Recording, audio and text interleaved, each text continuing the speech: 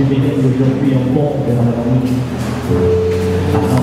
Nos jeunes d'aujourd'hui sont des futurs vieux. Cette année 2025, heureusement, Conakry attire tout le monde scientifique. Nous avons déjà eu une première conférence internationale récemment. Et cette seconde est de l'AUF, née d'une initiative qui consiste justement à mettre en place un espace de dialogue pour de l'enseignement supérieur des pays partageant la langue française en commun, mais plus aussi, parce qu'il y a une approche plurilinguisme qui s'impose à nous Africains. Et c'est une occasion, cette 4e édition est une occasion pour nous de parler de transition numérique et d'innovation pédagogique. Vous savez que la Guinée a également amorcé depuis 2021 un certain nombre de projets et de programmes de réforme, notamment dans la gouvernance des institutions d'enseignement supérieur, dans les méthodes d'enseignement, dans la documentation, dans l'identification des enseignants-chercheurs, mais aussi des étudiants, dans le paiement de la bourse d'entretien ainsi que dans la gestion de nos universités. Toutes ces réformes-là vont être, au même titre que les réformes engagées par les autres États qui sont présents lors de cette conférence,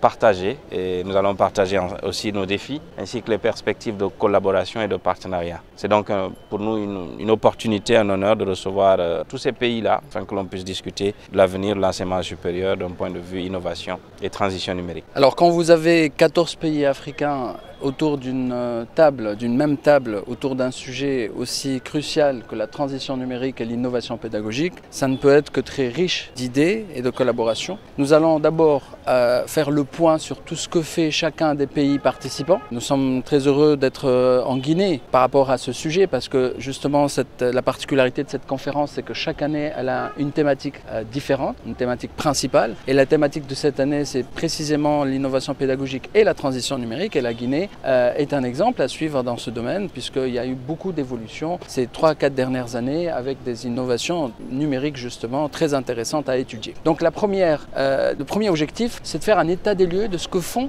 les pays africains déjà actuellement. Et puis ensuite, le plus important pour nous, c'est comment aller plus loin ensemble. Parce que ce qui nous intéresse aujourd'hui, c'est que les pays africains travaillent plus en étroite collaboration, ensemble. Parce que nous avons des défis qui se ressemblent, parce que nous avons des conditions parfois semblables, mais lorsque chacun travaille dans son coin, on ne profite pas de l'expérience des uns et des autres. L'avantage d'une telle rencontre, c'est d'avoir les plus hautes autorités, avoir autant de ministres en charge de l'enseignement supérieur de la recherche, autant de hauts représentants des ministères de l'enseignement supérieur de la recherche en Afrique, réfléchir ensemble sur quels sont les projets qu'on peut porter en commun pour transformer l'enseignement supérieur et la recherche en Afrique. Nous le voyons autour de nous aujourd'hui. Les enjeux sont énormes. Les enjeux sont des enjeux de développement, de maîtrise de la technologie. La transformation de l'IA générative aujourd'hui est spectaculaire. La transformation de la façon avec laquelle on éduque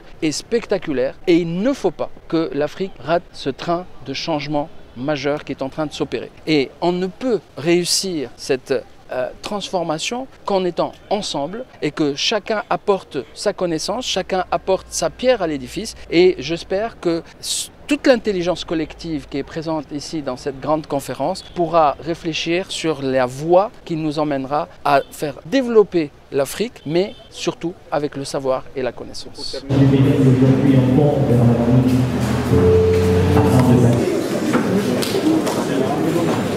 Professeur Bannier, oui.